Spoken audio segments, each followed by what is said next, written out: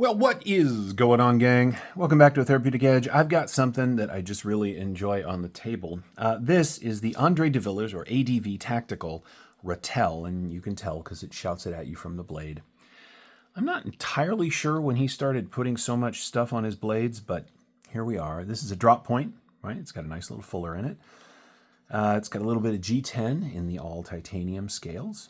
It is a hefty beast, I will tell you that. It's a really nice design. I really enjoy this stuff. So I have some ADVs. I'm not going to get them all out, but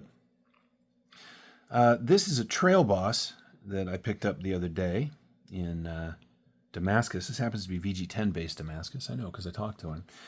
And then this is the full-size Butcher. This is the Butcher L. Let's just move that up here. I love these. I love the shape. As you can see, all of these, with the exception of this one, got a little more,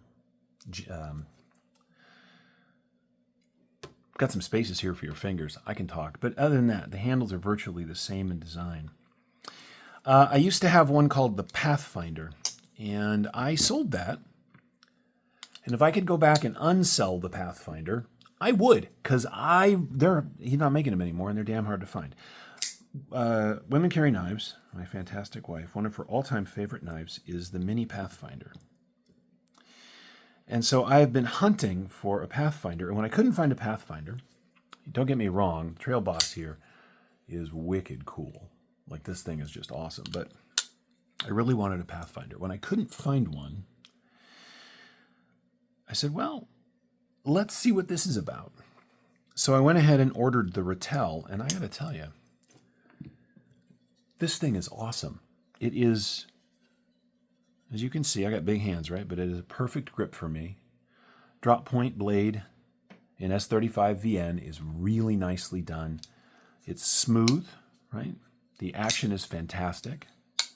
And of course you can flick it from that fuller, which I just think is a really nice feature. I love the shape of this blade. The Pathfinder had a slightly less steep, almost clip to it, right? So they're close. They're close. So let's take a look at what you get on the Ratel. One thing I did want to point out is look at the blade stock on that thing. I mean, it's a thick boy. I really like that. Andre de Villiers is an interesting cat. His, I don't like a lot of his more recent stuff. He's really leaned into the sort of tactical. Oh, this is about the same, actually. Look at that. Yeah, I love the line on that. The Damascus fold. That's fantastic. All right, let's take a look at what you get. There it is. First and foremost, I know what I'm doing. I'm a professional. How you guys doing anyway? Hope everybody's having a good evening out there, or whenever you're watching this. Okay, so the Ratel, and by the way, these things are, which was this? About $380. His stuff is expensive. All right, so you're looking at a little over 3¼ inches of cutting on 3½ inches of S35 VN. Grip area from behind that very obvious flipper tab is coming in at just at 3½. So as you can see, my fingers are they're a little pinched together, but I gotta tell you, it feels good. Ordinarily, I don't like extra choils like that, but so see where my pinky rolls in just a little bit? That's just really nice. So 3½ inches on the grip. From tip to tail, we are coming in at just 8 inches. Closed length on the Ratel is a little over 4½, but not much. That blade stock, good grief. Let's take a look, shall we? All right, at its thickest back here, we're talking about 4.4 millimeters. Now, if this was a saber grind or if this flat came down lower, that would interfere with this knife's ability to cut, but it's a reasonably tall, it's not super tall. What are we looking at? A little about an inch, inch and a quarter.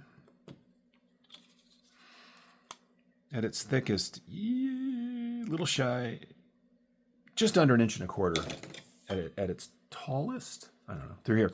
So it's got a lot of drop. So it does come down to a really nice edge. I like the pivot work he does here, right? Everything's just gorgeous. His rollerball pocket clip. Do I have another one with that right now? Yeah, well, it's mostly prominent. You find it on like the Pathfinders and stuff. This is a 2017. I do like that he puts dates on his knives. This is 2024. This is 2024. This one is 2015. Anyway. Let's do some size comparisons. I got 9. You ever had a day when your mouth just doesn't work correctly? I'm having one of those right now, and that's a real drag when you're trying to make videos. Okay, here it is against a 940. This has got Flytanium scales on it, but it hasn't changed the actual size of the knife, as you can see. The Ratel is considerably bigger than that. Here it is against the full-size Griptilian, or to coin a phrase from Metal Complex, in this case, the Ritter Hogue. And as you can see, these are very similar. They are similar in blade length. They are similar in overall handle size. This is a really good comparison right here. What else do we have on the table that's interesting that you guys might recognize? Oh, here it is against Bug Out, just for giggles. Some of you know this. As you can see, it is bigger than the Bug Out. La la la la. Yeah, okay, that's enough. That's the point. It's a decent sized knife. It's not too big. It's not too small. It is an excellent carry. The one thing I don't, we're going to weigh it here, but the one thing I don't love about ADVs, and it's pretty persistent, is where he puts his pocket clips. How do I not have a piece of paper? Hang on. I'm back. Did you miss me? All right. Is this. That's how much knife there is sticking out of your pocket with this particular style of clip. Now, you guys know I prefer deep carry, right? I mean, to the point where I've put deep carry even on like my Chris Reeve, right? As you can see, the knife just disappears. This is old school knife designer stuff right here. A lot of the older knife designers, Hinderers, I don't have one with a stock clip on it, of course. Oh, wait. Yes, I do. Hinderers do much the same thing, right? They just, these older designers are like, yeah, an inch of knife sticking out's not a big deal. I hate it. Now, some people like it. I get it. The idea is you can grip it, you know, if you're pulling it out of your pocket. But anyway, it's not the world's greatest pocket clip. It is a really nice knife. You know what occurs to me is that you could probably take these inlays out and replace them with just about anything. I really like the way the inlay on this side actually comes over the lock bar. It's just a nice touch. All right, we are weighing in at 6 ounces. Not insignificant, but it is a fairly good size knife. Look at that backspacer. That's just cool. At its thickest right there through the handle, we're talking about, no, that's not it. There it is. 14.8 millimeters, which is almost 0.6, right? Here's the thing about ADVs. You either like them or you don't. That's the truth of it. I do. I like the way that his handles are shaped. I like his overall aesthetic. I like the way he uses different materials. Even his wild stuff. Right, and this is by far my most wild of his knives. This got that same god-awful pocket. I mean, look at this. Who needs that much knife sticking out of your pocket? Absolutely no one. But he's attached to his particular design. Those all fit? No, they don't. Anyway, I have a few. I used to have more.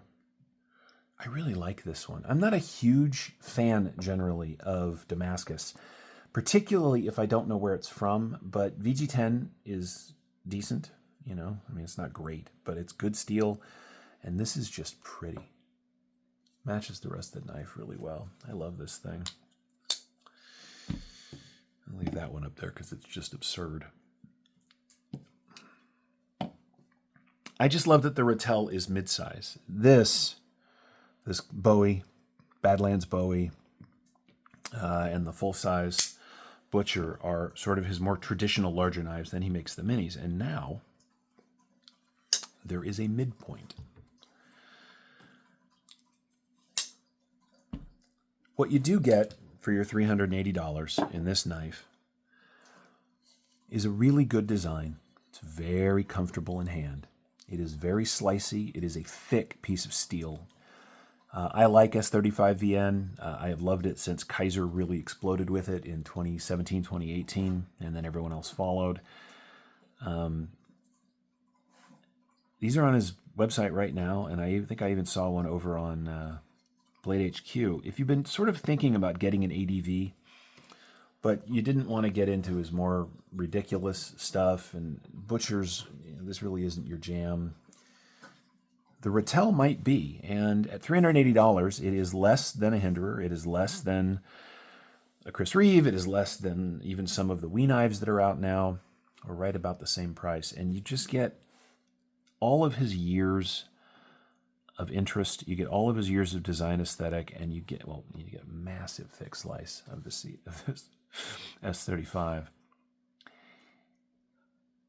I really like this knife, and I think that if you're looking for a sort of upscale but different and sort of interesting everyday carry tool that's going to survive whatever you want to throw at it, I think that just might be it for you. Anyway, this has been the Ratel. I have been a Therapeutic Edge. Thank you so much for watching. I appreciate you very much. If you have any questions about this or any of my knives, feel free to ask down in the comments below. And beyond that, remember, take care of yourselves and take care of each other. We'll see you next time.